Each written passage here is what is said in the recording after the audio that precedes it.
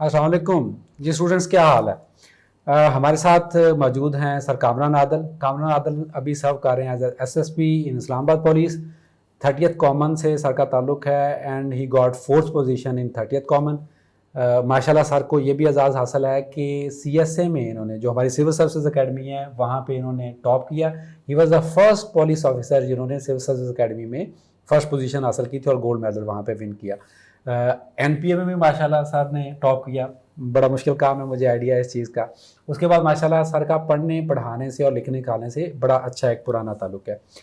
हम बात करने जा रहे हैं अभी इंटरनेशनल लॉ के रिलेटेड। अब इंटरनेशनल लॉ से सर का जो है बहुत गहरा ताल्लुक और बड़ा प्यार है, एक दिल ही इनका उसके साथ प्यार है। सर माशाल्लाह सीनियर फेलो हैं research society of international law के ऊपर। इस तरह एनडीयू यूनिवर्सिटी जो है हमारी नेशनल डिफेंस यूनिवर्सिटी, उसके अंदर एक सेंटर फॉर इंटरनेशनल लॉ है, उसमें कंट्रीब्यूटर हैं, वहाँ पे कंट्रीब्यूट करते हैं। माशाल्लाह 25 से ज़्यादा मकाले लिख चुके हैं इंटरनेशनल लॉ पे, जिसमें हमारा जो सी पैक है उसके मुतालिक। इस तरह सर ने 2001 में पाकिस्तान की इंटरनेशनल लॉ की एक टीम थी जिसने एक कंपटीशन विन किया था यूएस में। Sir was the member of that team as well. तो इंटरनेशनल लॉ के ऊपर सर की माशाल्लाह बहुत अच्छी कमांड है। Sir thank you. अच्छा सर से जनाब हमारा जो पहला क्वेश्चन है वो आई लॉ के रिलेटेड, क्योंकि हम सीएसएस के रिलेटेड क्वेश्चन करने जा रहे हैं। तो सर कोई मतलब मेरा तो लॉ का बैकग्राउंड नहीं है, तो मैं तो जब लॉ का लफ्ज़ ही सुनता हूँ तो मैं डर जाता हूँ भाई नहीं। तो आप ये बताएं कि जिसका बैकग्राउंड नहीं है वो ये सब्जेक्ट टॉप कर सकता है? वेरी वेरी इंटरेस्टिंग जी। मैं हमेशा लोगों से कहता होता हूँ कि there are no bad students, there are only bad teachers. और एक अच्छे टीचर का बहरहाल कमाल ये है कि वो आपको सब्जेक्ट का फ्लेवर डेवलप करा दे। Law is a very interesting subject. पूरी दुनिया में इसको one of the best rate किया जाता है। हमारे मुल्क में थोड़ा सा एक अपना हालात है और यहाँ पे फिर लॉ को ना उस तरीके से समझा जाता है ना समझाया जाता है, तो एक बड़ा गैप है। और आम तासुर ये है कि it's a very dry subject. But believe you me, मैं जब भी मैंने इसमें लोगों को इंगेज किया, स्टूडेंट्स को इंगेज किया, तो मेरी पहली कोशिश ये होती है कि उनको इसमें इंटरेस्ट डेवलप कराया जाए। मैं थोड़ी सी इसमें मेहनत कर लेता हूँ, शुरू के लेक्चर्स पे उनके बिल्डिंग ब्लॉक्स पे मेहनत कर लेता हूँ। अगर वो आप सही कर ले तो उसके बाद it's a matter of time वो आपसे भी आगे निकल जाते हैं, वो आपकी गलतियां भी निकालते हैं और पॉइंट आउट भी करते हैं। That is my, because knowledge there is no end to it. इस पे तो सर मैं आपकी बात से एग्री करूंगा। वो जब ये वो कुलभूषण जाधव वाला केस हुआ था तो यहाँ पे पता चल रहा था कि जी कोई इंटरनेशनल लॉयर ही नहीं मिल रहा पाकिस्तान के अंदर जो कि वो इस केस को जाके वहाँ पे फाइट कर सके। अच्छा सर, कम्बिनेशन हमारे यहाँ एक चलता है कि जब हम बात करते हैं कि आई लॉ रखना तो कहते हैं जी इसको तो आई आर के साथ रखो आप लाजमी। तो क्या ये कोई वाकई उसको साथ कोई ओवरलैप करता है या उसको हेल्प आउट करता है, या कि हम इसको पॉल साइंस या स्टैंड अलोन भी रख सकते हैं इसको? जी, बहुत ट्रेंड रहा कि आई आर और इसका दोनों का कॉम्बिनेशन बना के लेना है। प्रॉब्लम ये है कि अगर आप आई आर के कॉन्सेप्ट्स को यूज कर देंगे आई लॉ में तो फिर जाहिर बात है वो पिटेंगे, और कुछ लोग पिटे भी। मेरा ख्याल है पिछले दफ़ा के जो रिजल्ट हैं उसमें लोग पीपल आर नॉट हैप्पी। और उसमें फिर मैं वही रिक्वेस्ट करूंगा कि इन दोनों के जार्गन का फ़र्क है, इनके बेसिक कॉन्सेप्ट्स का फ़र्क है। अगर आप वो जो डिसिप्लिन की डोमेन की रिस्पेक्ट नहीं करेंगे तो ऑब्वियसली फिर you will be exposing yourself.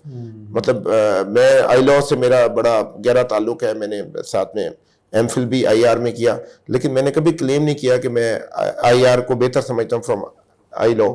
जो आपका सब्जेक्ट है उसको आपको उसी हिसाब से लेना पड़ेगा।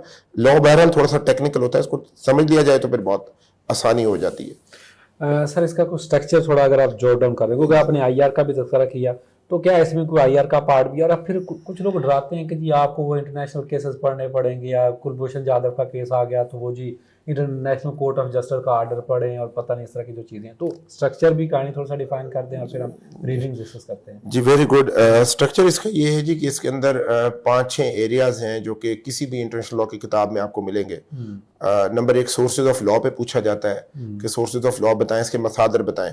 ये वैसा ही क्वेश्चन है जैसे आपने हमेशा इस्लाम में आपने पढ़ा है कि इस्लामी कानून के मसादर बताएं, उसमें कहते हैं कुरान है, सुन्नत है, हदीस है। इसी तरीके से सोर्सेज पे है। अगर आपको सोर्स या कॉन्सेप्ट क्लियर नहीं है तो obviously you are bound to make mistakes. इसमें बच्चे गलतियां करते हैं।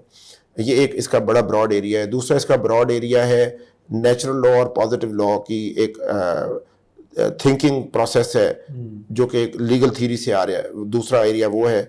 तीसरा इसमें आता है लॉ ऑफ ट्रीटीज के बारे में पूछा जाता है। लॉ ऑफ ट्रीटीज 1969 की एक ट्रीटी है जी, उसके मेजर फीचर्स आपको पता होने चाहिए। इन सब के साथ बैकग्राउंड में यूएन चार्टर चल रहा होता है जो कि वो एक तरह से यूनिवर्सल डॉक्यूमेंट बन चुका हुआ है, तो उसको साथ साथ आप चलाते हैं, ऑलमोस्ट वो हर जगह पे मल्टीपल उसकी रेफरेंसिंग होती है। उसके अलावा 1969 और 1972 की डिप्लोमेटिक और काउंसलर राइट्स के कन्वेंशन हैं और उनकी पाकिस्तानी लेजिस्लेशन है, तो ये चीज़ें भी पूछी जाती हैं। ये पाकिस्तान में डिस्कशन में रहा यादेव केस में भी, क्योंकि उसमें काउंसलर राइट्स का इशू था, तो वो क्वेश्चन उस वक्त तो यादेव केस नहीं पैदा हुआ था जब ये लॉ, इंटरनेशनल लॉ पे बहुत ज़्यादा लोगों का एम्फेसिस हुआ, लेकिन ये कि उस एरियाज मिक्स थे। और उसके अलावा इसमें लॉ ऑफ सी का एक हिस्सा है, लॉ ऑफ सी के बेसिक कॉन्सेप्ट्स पे उसमें पूछा जाता है। ये मेन एरियाज हैं। फिर एक और एरिया बिल्कुल डिफरेंट डोमेन है, ये तकरीबन एरिया काफ़ी सारा कवर करता है, और आखिरी इसमें जो बड़ा सब्जेक्ट है वो है use of law, use of force के बारे में, कानून क्या कहता है यूज़ ऑफ फोर्स के बारे में। दूसरा इसका जो कंपोनेंट है that is called IHL, international humanitarian law, जिसका दूसरा नाम लॉ ऑफ वॉर है। तो लॉ ऑफ वॉर का कस्टोडियन वो ICRC है, international committee of the red cross. बाकी जो मैंने पहले एरियाज बताए वो UN ने डेवलप कराए हैं। तो इन दो एरियाज को, इन दो चीज़ों को जब मिला के पढ़ा जाता है तो फिर you get full view of international law, और वो ही हमारे CSS के एग्ज़ाम के सिलेबस में लिस्टेड चीज़ें हैं। इसमें इन्होंने किताबें जो रेफ़र की हुई हैं सजेस्टेड रीडिंग में, वो मैल्कम शॉ की किताब है, और जे स्टॉक की किताब बहुत ज़्यादा पॉपुलर है, पाकिस्तान में अवेलेबल है, पर ये 1989 में लिखी गई थी। और इसके जो प्रोफेसर साहब थे वो IHL के प्रोफेसर थे, इंटरनेशनल ह्यूमैनिटेरियन लॉ के, जो लॉ ऑफ वॉर है, जो कि दूसरा हिस्सा है। जो पहला हिस्सा है वो निस्बतन कम वहाँ पे एड्रेस होता है। और उसके अलावा there are numerous, Martin Dixon एक राइटर है, काफ़ी सारे राइटर्स हैं जिनका वहाँ पे जिक्र है, और ये किताबें इनकी बड़ी महंगी हैं, इनके डिजिटल फॉर्मेट्स भी आपको मिल जाएंगे। लेकिन इशू ये है कि ये this is a live subject, living subject है, इसको आपको लेटेस्ट पकड़ना होगा अगर आपने इसको टच करना है। फॉर एग्जांपल मेरी एक फोरकास्ट है, मुझे पता है कि नेक्स्ट टाइम जब इंटरनेशनल लॉ का पेपर आएगा तो ज़रूर पूछा जाएगा चाइना और इंडिया के जो बॉर्डर डिस्प्यूट्स हैं उसके लीगल एस्पेक्ट्स को डिस्कस करें। तो ये इस तरीके से जो भी नई चीज़ आएगी वो इसमें डिस्कशन में आ जाएगी। अच्छा सर, इसमें अभी आपने एक तो ये एग्जांपल दी कि चाइना वाला जो एक डिस्प्यूट है, अब इसमें एक क्वेश्चन का मेरा पार्ट ये होगा कि हम लॉ की एप्लीकेशन करते हैं तो फिर ऑब्वियसली कुछ सर्टन केस लॉस को हम रेफर कर रहे होंगे। दूसरा, being a natural science student, तो मैं तो डरता हूँ कि अगर वो लॉ की मुझे क्लाजेज और सब क्लाजेज और सेक्शन फलाना उसको रटा लगाना पड़े, इस तरह का भी काम इसमें कोई है? तो ये दो पार्ट मेरे इस क्वेश्चन के साथ। एक तो अच्छा कि आपने लफ्ज़ रट्टा बोला, मैं काफ़ी अरसे से इसको रिपेल करता आता हूँ, इस कॉन्सेप्ट को। काफ़ी जगहों पे कहा जाता है रट्टा, मैं उसे कहता हूँ कि ये अल्लाह ताला का एक इनाम है। मेमोरी, चीज़ों को मेमोराइज करना is a skill, we should not demonize it. अंग्रेज कहते हैं memory is half the intelligence. Okay, ठीक है, तो हमें इसको एक तो इसको डाउन नहीं करना चाहिए, this is a very big, आपका बहुत बड़ा प्लस है। और जो मेमोरी की जो चाबी है, उसकी जो कुंजी है, वो अल्लाह मियां ने रखी है तरतीब में। अगर आप कभी याद करें कि आपको कैसे चीज़ें याद हुई, 2 का टेबल कैसे याद हुआ, वो तरतीब से याद हुआ। आपको कुरान मजीद की आयात कैसे याद हुई, तरतीब से याद हुई। अगर आपने कोई शेर रिवाइज करना है कि मोहम्मद से जब तक आप की का लफ्ज़ नहीं बोलेंगे तो पूरा शेर ही नहीं आपके मुंह से निकलेगा। तो तरतीब में उसका लॉक है। तो इसी तरीके से जब आप लॉज की जो आपने बात की सेक्शंस को रेफर करते हैं तो उसके अंदर it's not a big science, कोई ऐसी बात नहीं है। अगर आपका उस डॉक्यूमेंट, मेन डॉक्यूमेंट आपने देखा हुआ है तो यू एग्जैक्टली नो कि यहाँ पे जाके ये चीज़ आ रही है, ये यहाँ पे आ रही है। मिसाल के तौर पे यूज ऑफ फोर्स शुरू में ही आर्टिकल 2 सब आर्टिकल 4 कॉन्स्टिट्यूशन का, उसको UN चार्टर का उसको टच कर देता है। फिर आर्टिकल 51 में उसका सेल्फ डिफेंस का जिक्र आता है। तो आपको तरतीब पता है कि पहले बेसिक कॉन्सेप्ट आ गया, फिर उसकी एक्सेप्शन आ गई।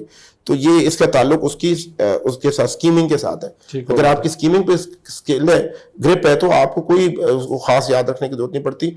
लेकिन ऑब्वियसली आपको चीज एग्जैक्टली याद भी करनी पड़ती है, लेकिन this skill is applied almost in every subject.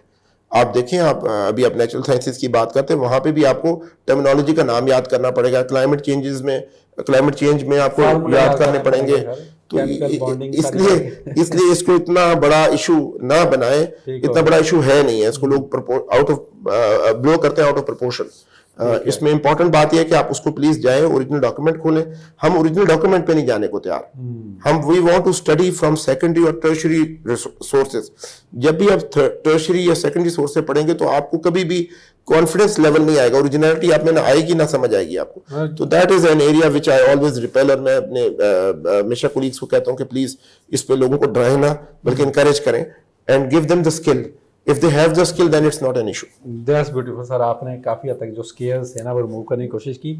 अभी एक और डर भी है सर वो डर ये है, ये जो अभी सर रिजल्ट आया IR टारगेट हुआ, दैट्स रियलिटी। आप टॉप 10 को उठा के देखिए, उसमें से कोई IR वाला नहीं है। हाँ, आईला वाला एक बच्चा है उसमें जो कि टॉपर है रिटर्न का 7th पोजीशन पे, he score 79 I think in I law, ठीक है, 5 मिनट रॉन्ग, मतलब 70s भी उसने स्कोर किया। बट सर बहुत सारे लड़के हैं, I know them, they score 33, वो बड़ी मुश्किल से पास हुए हैं, फिर उनकी एलोकेशन नहीं हो पाई। तो ये विलफुल टारगेट किया उन्होंने या कोई पेपर में मसला था या क्या, उसको कैसे देखें? मियां साहब, हम तो पिछले कम से कम मैं तो 20 साल से CSS के एग्ज़ाम रिजल्ट्स देखता आ रहा हूँ। मैंने ये देखा है कि जब भी हम एनालिसिस करते हैं तो हम उन चीज़ों पे एनालिसिस की बुनियाद नहीं रख सकते जिनके पास हमारे पास पूरी मालूमात नहीं है।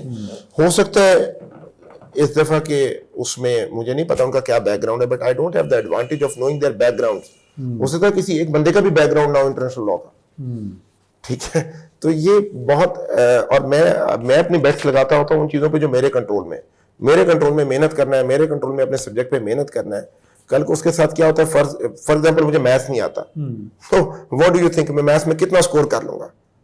आपको मैं हमेशा स्टूडेंट से कहता हूँ, मैं बात करते हुए हमेशा उनको मोटिवेट करता हूँ, आपको उसी चीज में आपके नंबर आएंगे जो चीज आपको आती है। जो आपको आती नहीं हो, आपके कहाँ से नंबर आने हैं? हाँ, ये कभी कभी होता है कि इस तरीके के एक्सपीरियंसेस होते हैं, लोगों के बेटर एक्सपीरियंसेस भी हो जाते हैं, लेकिन उसकी बेसिस पे आप अपनी प्लानिंग तो चेंज नहीं ना कर सकते।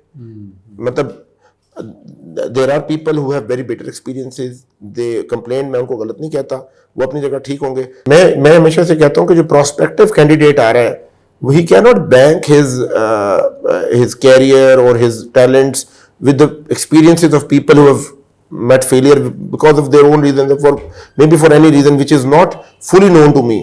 This is one side of the story कि आपके सामने से मार्क्स आए, आपको उसकी बैकग्राउंड का नहीं पता, उसकी क्या बैकग्राउंड है, तो आप इतना ज्यादा ऑब्जेक्टिव एनालिसिस नहीं कर सकते, तो इसलिए इसको ओवर रिलाई ना करें। It can be an indicator, किसी एक साल में किसी सब्जेक्ट के साथ भी ऐसा हो सकता है। अब उसके लिए आप क्या कर सकते हैं, अब हम उसकी वजह से अपने सब्जेक्ट्स की चॉइस चेंज कर दें, अपना फ्लेवर चेंज कर दें। हाँ, मुझे मेरा पूरा यकीन है जो सब्जेक्ट आपको आता है आप उसी में स्कोर करेंगे। तो प्लीज अपनी बैकग्राउंड के साथ सब्जेक्ट्स को बनाएं, बजाय से कि आप किसी को देखकर अपना रास्ता बदल लें। ये सर आपकी बेस्ट एडवाइस है कि ऑब्वियसली आपका जो टेस्ट है ना वो इसमें बहुत ज़्यादा मैटर करता है। और मैं कहता हूँ कि जिसका जो आपका एकेडमिक बैकग्राउंड है, लाइक फर्स्ट किया मेरा अगर एग्रीकल्चर का बैकग्राउंड था तो मैंने एग्रीकल्चर, फॉरेस्ट्री, बॉटनी ये सब्जेक्ट ऑप्ट किए हुए थे, जिससे मुझे सेल्फ स्टडी के थ्रू मैं अपनी तैयारी कर ली। अच्छा sir, finally one last question, time management के लिहाज से थोड़ा सा इसमें पूछना चाहेंगे कि कितना का ऑलमोस्ट इस पर टाइम लगेगा? Again if you are in a disciplined environment, आप रेगुलरली इसको पढ़ते हैं, एक तरीके से काम करते हैं, क्योंकि ऑब्वियसली हमें पता है कि हम अपना टाइम कैसे गुजारते हैं, we are all Pakistanis, we know हमारा वीक एरिया कौन सा है। तो आप इसको 1 महीने में आपको ख़त्म करना चाहिए, क्योंकि 100 मार्क्स का सब्जेक्ट है। But if you are on a self study mode, if you are at a layer mode, तो फिर टाइम ज़्यादा भी लग जाता है। थैंक्स और सर, ब्यूटीफुल, माशाल्लाह जितना आपने अच्छे तरीके से इसको एक्सप्लेन किया, मेरे ख्याल में बहुत कम लोग हैं जिनकी इतनी अच्छी कमांड है सब्जेक्ट पे, और स्पेशली जो स्टूडेंट्स को एक इनकरेज करना और उनके फियर्स को रिमूव करना, that's the best part of it. Students की तरफ से सर आपका बहुत बहुत थैंक्स। जी स्टूडेंट्स, इंशाल्लाह मिलते हैं किसी और नई टॉक के साथ। अगर आपके कोई क्वेश्चंस हों उसको आप कमेंट्स में लिख सकते हैं, we will try to answer that. आज के लिए इतना ही काफ़ी, थैंक यू, अल्लाह हाफिज़।